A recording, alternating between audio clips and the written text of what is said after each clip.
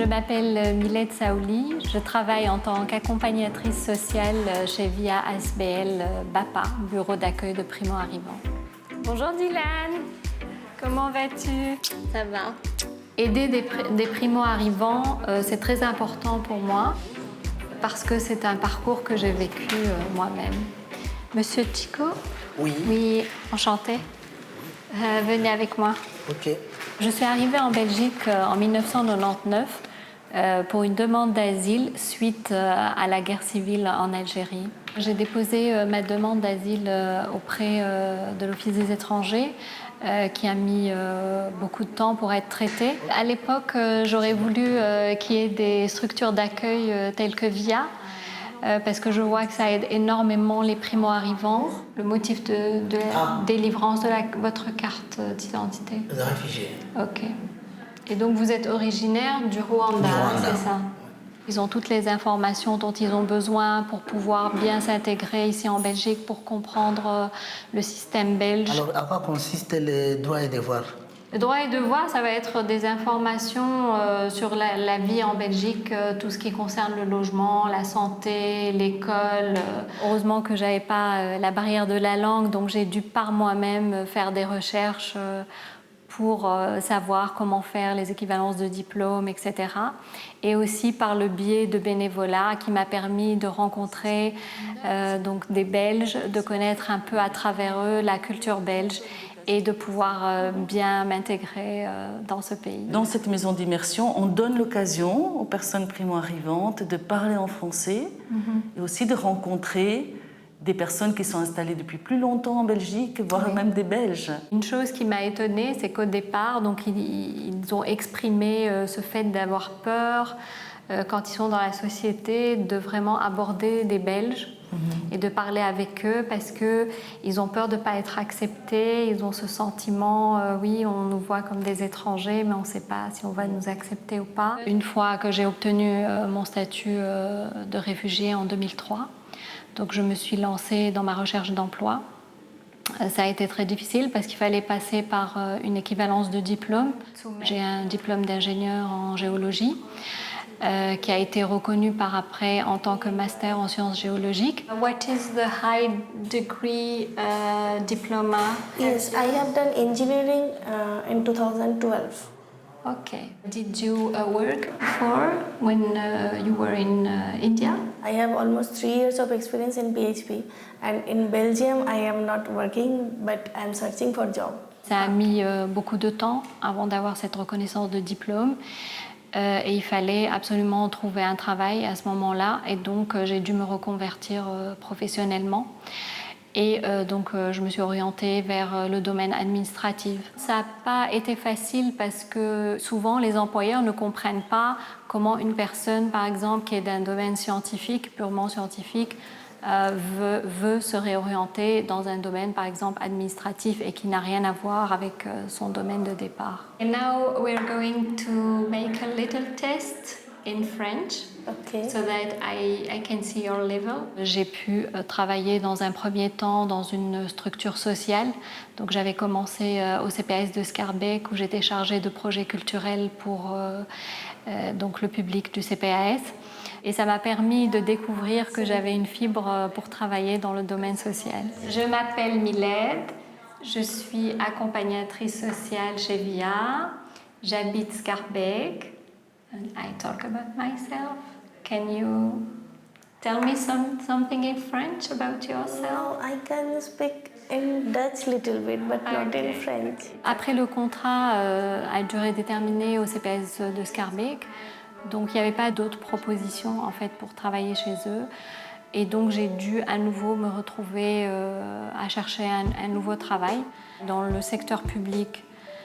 C'était pas évident parce que souvent on faisait allusion donc à mon diplôme où j'étais surqualifiée par rapport au poste qui m'intéressait et ne voyant pas arriver une réponse favorable.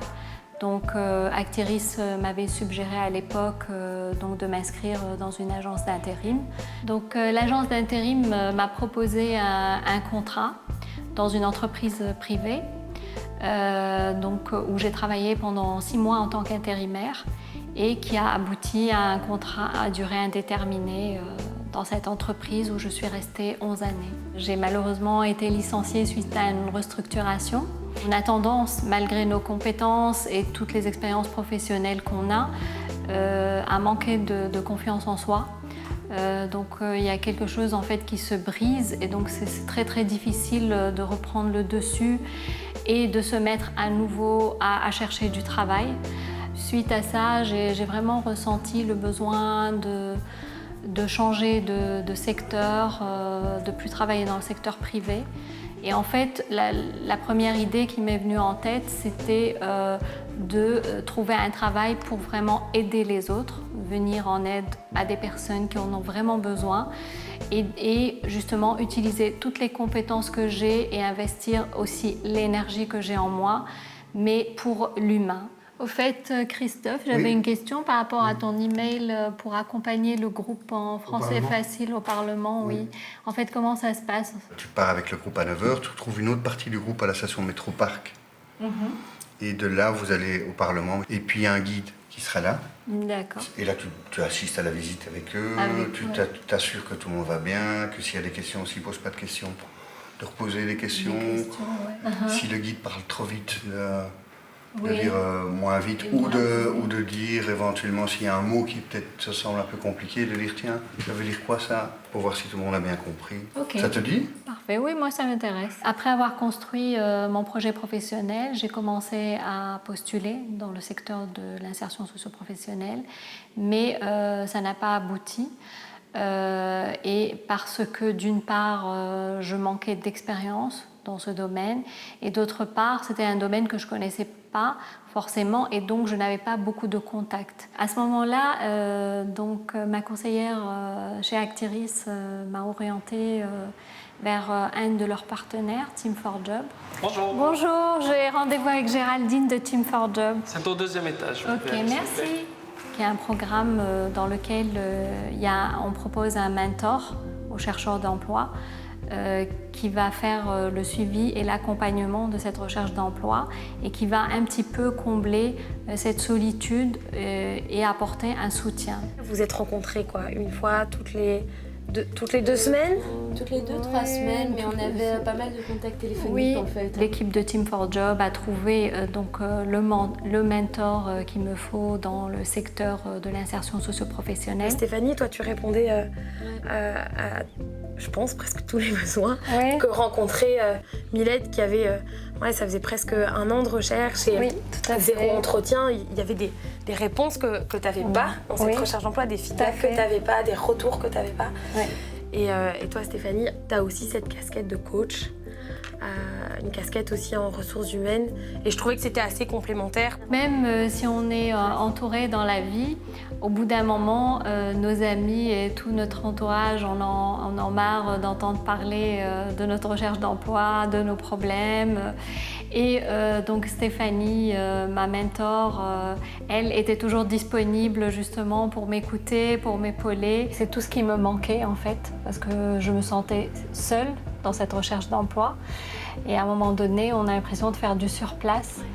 Et donc il fallait un petit quelque chose, voilà, c'est ça en fait qui manquait. Un coup de pouce. Un coup de pouce, le coup de pouce que j'ai trouvé chez Team for Job. Quand on s'était rencontrés pour la première fois, tu m'avais dit « j'ai besoin d'un moteur pour avancer, Géraldine ». Moi j'étais là. Donc en plus c'était pas d'un moteur, c'était plus d'essence. Le moteur il fonctionnait très bien, c'était juste une panne d'essence. Voilà, une panne d'essence, exactement. Stéphanie m'a envoyé un petit peu partout pour rencontrer des acteurs de l'ISP. Je disais jamais non. J'étais très dynamique et elle appréciait beaucoup ça. Je ne sais pas si tu te rappelles, mais quand je t'ai vue la première fois, je t'ai dit maintenant je suis décidée même à pousser des portes. Parce que j'ai plus envie d'envoyer qu'un CV et une lettre. J'ai envie de rencontrer des gens, j'ai envie qu'on me voie, j'ai envie de discuter avec ces personnes. Et toi, tu m'as aidé à le faire à travers les contacts que tu as dans le secteur. Comme je manquais d'expérience dans le secteur socio-professionnel, Stéphanie m'a suggéré au début de trouver des stages. Ça a été très difficile, donc je n'ai pas pu décrocher de stage. D'une part, par rapport à mon âge, parce que souvent on prend des jeunes sortis de l'école. J'ai décroché un bénévolat via ASBL, un bénévolat pour participer au projet Maison d'immersion, qui est un lieu de rencontre de primo-arrivants pour la pratique de la langue française. Je trouvais donc ce projet très intéressant et ça m'a donné envie de m'investir dans la réflexion du projet parce que je me sentais très proche de ces personnes qui ont eu un parcours similaire au mien. Et le fait de m'être investie autant dans ce projet, donc via ASBL a apprécié et ils m'ont proposé donc un poste pour travailler chez eux en tant qu'accompagnatrice sociale. Tu as mis tellement d'énergie, tu as fait tellement de recherches par toi-même. Dès que tu avais une question, tu revenais vers moi, tu me téléphonais, etc. Et c'est vrai que moi, j'ai eu aucun doute quand tu m'as dit que c'était toi qui avais décroché l'emploi. Je pense qu'il ne faut pas avoir peur de se réorienter professionnellement. C'est pas évident, c'est pas facile, donc il faut vraiment trouver la motivation, avoir le soutien qu'il faut, etc. Mais c'est une belle expérience à vivre. De t'avoir rencontré grâce à Team for Job, ça m'a vraiment apporté cette bouffée d'oxygène. Tu m'as vraiment épaulée, on peut dire ça. Et puis tu m'as apporté tellement, énormément, donc je te remercie beaucoup pour ça.